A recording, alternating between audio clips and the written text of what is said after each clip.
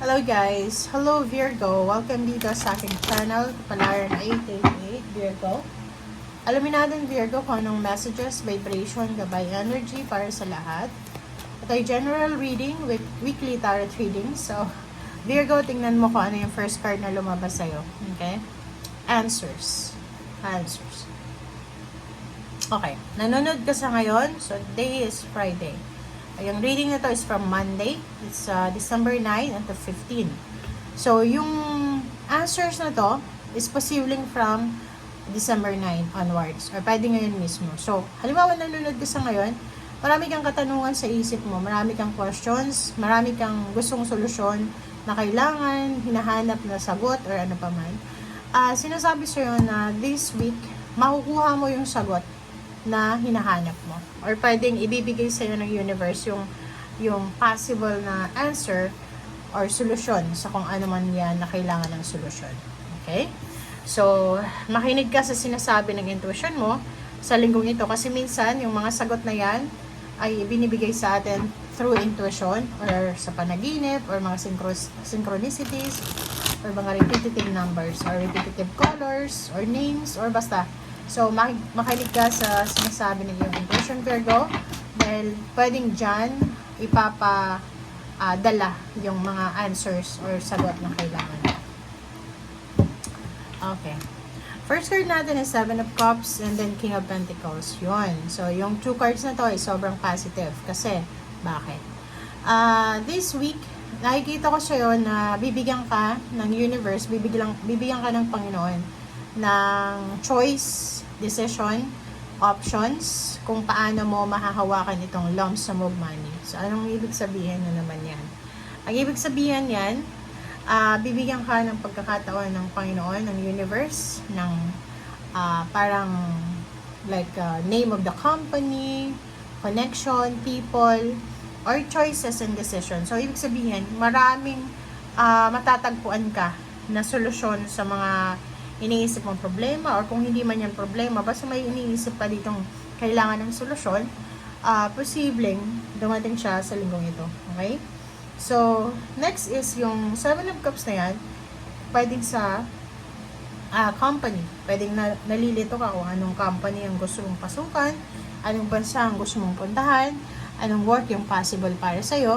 So, nakikita natin dito na ibibigay yan ng universe sa'yo. Okay? It's an information, answers sa lahat ng mga financial needs mo or even emotional needs. O, diba? So, parang dito, ang focus ng linggong ito is money. Okay? Money is 9, 10, 11, 12, 13, 14, 15. Okay. So, for 1 week, nakikita ko na if you need lump sum of money, okay, sorry. If you need lump sum of money, if you need the financial stability and balance or security, sinasabi sa'yo dito ng Ten of Pentacles na possible mo na mahanap kung saan mo ito makukuha or kung sino yung tao or saang lugar mo ito pwedeng makuha. Okay? And wow! So, major arcana to. So, sinasabi sa'yo dito Virgo na etong linggong ito o-offeran ka ng universe para makuha yung perang ito. So either, ano ba yan? Sweldo mo? Regalo sa'yo? Nagbebenta ka ba ng sasakyan? Nagtitravel ka ba? Gusto mong lumipat ng bahay? Bibili-benta kang bahay? Nakikita ko kasi yung money dito. It's a lump sum of money na pwede mong magamit para makapag-ipon ka ng pera. So, bibigyan ka ng universe sa linggong ito ng options, ng decision, na kung saan mo makukuha yung diskarte, yung solusyon, yung strategy para makapag-ipon ka ng pera. Parang ganun. Okay, but be careful. Okay, maging careful ka kasi posibleng this week din, Virgo, pwedeng magkaroon ka ng sama ng loob. Okay? Pwedeng sasama yung loob mo. Pwedeng ma-involve ka sa pag-aaway, diskusyon, pwedeng pag-aaway ito eh.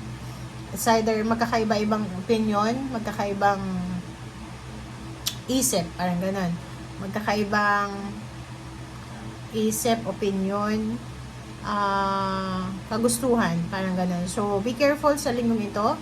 Iwasan mo yung pakikipag-argumento, yung pataasan ng boses, o pataasan ng pride or anything. Kasi, sinasabi ng barase dito na pwedeng pagsisihan mo etong away na to na may involve ka, masasaktan ka, at the same time pagsisisihan mo kasi pwedeng makapagsalita ka ng masasamang salita or harsh words na pwedeng makasakit ka or ikaw yung masaktan. Okay. Okay. So, dito naman, sinasabi sa'yo dito ng barahan na yung Page of Swords is chismis, balita, or anything. Nakikita ko sa'yo dito na kailangan mo mag-ingat sa pagtanggap ng kung anong mga balitang ito. Okay? Kasi may isang tao na nasa paligid mo na siya yung taga-dala sa'yo ng chismis. Siya yung parang siya nagiging dahilan ng triggers mo sa emotion. Kasi pwedeng wala namang kailangan na or rason para magalit ka. But etong taong ito, pwede siyang Gemini, Libra, Aquarius. Siya yung nagdadala sa'yo ng chismis para magalit ka, na pwede mong pagsisihan. So, ako sa'yo, Ten of Swords, let go. As much as possible, umiwas ka sa tukso ng pakikinig ng chismis, pagtanggap ng chismis, or anything. Wow. Sa usaping pera naman, nakikita ko na maayos yung balanse, maayos yung takbo ng pera. Meron ka, may hawak ka, makakahawa ka, makakapag-share ka din, may mag-share sa'yo ng blessings, parang gano'n. So, financially, yung strength ng financial mo is sobrang maganda. Yun lang, makinig ka sa sinasabi ng iyong intuition para maiwasan mo yung overspending or para maiwasan mo yung lahat ng mga panghihinayang kasi pag hindi mo banantayan yung financial mo, pwede kang magsisi sa bandang huli. Okay?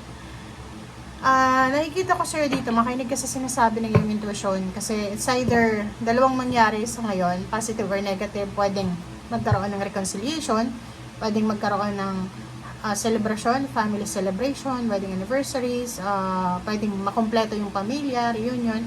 Meron din na possibilities na mag-away-away ang mga pamilya. Okay? Okay, so kung ako sa'yo, i-give up mo kung sino mang taong ito na papasok sa buhay mo sa linggong ito para magdala ng chismis. Okay, so if ever may mga tao dyan na nakapaligid sa'yo through text or messages na magchichismis siya or anything, kailangan mong i-ignore kung ano man yan. Kailangan mong wag bigyan ng pansin kasi sa nakikita ko sir dito, masyado kang mabait. Okay, mabait ka na tinatanggap mo lang lahat ng messages or lahat ng mga kwento sa'yo na in the end, hindi naman totoo. Parang ganun. So, sinasabi sa'yo dito, panatilihin mo pa rin yung pagiging kalmado mo, but wag agad-agad maniniwala sa kung ano ng kwento na dinadala sa'yo or kung ano man yan. Okay? Thank you guys. Bye!